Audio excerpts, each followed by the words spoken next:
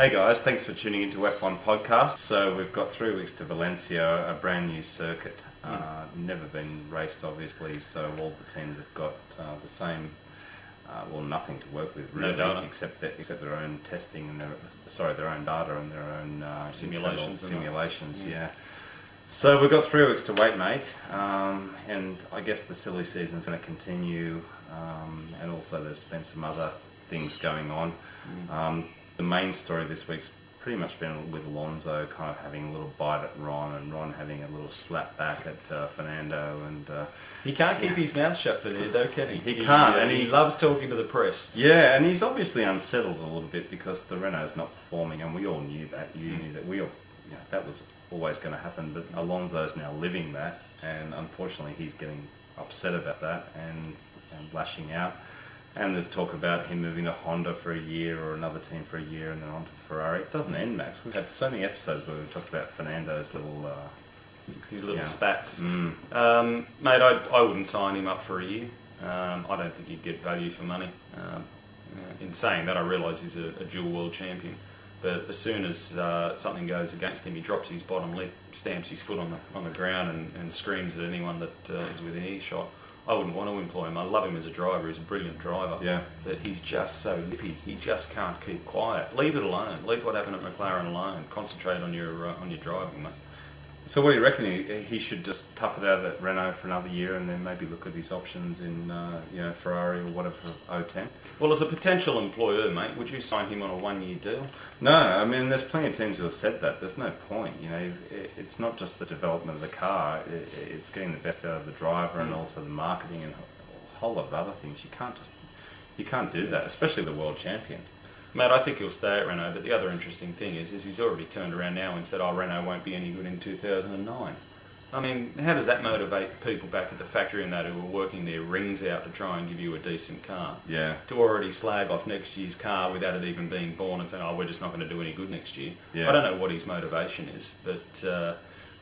perhaps he'll stay another year, mate, and then potentially off to Ferrari. Who knows? We'll wait and see. Yeah, who knows? The other quick piece of driving news this week has been the building rumours around Bruno Senna, Max, which I'm loving. Yeah. Obviously, Gerhard Berger is the front runner there. He wants him, I think, for Toro Rosso, and it wouldn't surprise me if he got him. Well, Senna and Berger were great mates, and Berger's still very friendly with the Senna family.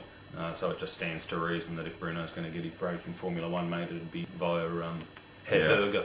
Yeah, exactly. And there's been all sorts of commentary that if Bruno wins the GP2 championship, then he's pretty much guaranteed a seat anywhere without the names. So Berger's said that he wants to get a driver on genuine pace.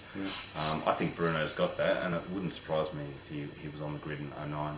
Can't wait. So does that mean goodbye, Sebastian Bourdais? Possibly, yeah. He may get picked up by someone else, possibly, but there's a chance that's goodbye for Sebastian. But hello, Bruno. Yeah, yes. Wow. It's like the '80s revisited, mate. Yeah. We'll have a Senna and a Nico Rosberg, all that sort of thing. So it's going back in time a bit. Yeah, exactly. And also, actually in Hungary, as you would have read, all the team bosses met talking about delaying KERS. We've talked about KERS in a few videos. That wasn't successful, so there will be KERS next year, although there's an option whether to run it or not. Yes, it's not mandatory to run it if you don't want to. But I understand Williams have invested fairly heavily in a technology company that deals with KERS, so it's in their best interest. I think they get an advantage if they ran it. Yeah, there was all stories about the voting and how that swung and everyone's alliances, and Williams were one that had invested heaps of money. So we've got KERS for next year, and we've got an interesting situation, Max. I mean, it's going to be here, and we're just going to have to deal with it. A lot of you are pretty negative about it. I'm kind of sitting on the fence. I don't like to push the past. I don't either. That's the one thing I don't like about it. But the technology itself, I haven't got a problem with it if it can be used safely. Yeah, more so than without electrocuting people.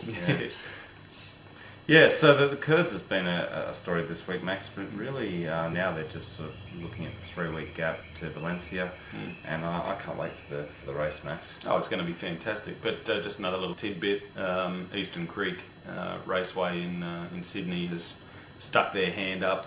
The fight's not over. Yeah, it's not over to host a Grand Prix after Melbourne gets the punt, as Alan Moffat, one of the directors at the Australian Racing Drivers Club, has said that Bernie will get fed up with Melbourne not putting on a night race. So let's redevelop this side in Sydney. We'll happily put on a night race, so come and have a look at us, Bernie. Yeah. So interesting to see. Here's our big truck full of cash as well. Yeah, to do the development. Yeah. We'll see what happens. Yeah, it's an ongoing fight, so Melbourne's got the rights now, but I don't think there's any problem with the Australian Grand Prix anymore, Max. For a while there I was a little bit worried that we'd lose it, but there's plenty of people putting their hands up, so that's all good stuff. Yep. Alright guys, thanks for watching, and we'll see you very soon for the next episode. Alright guys, see ya. Okay, bye.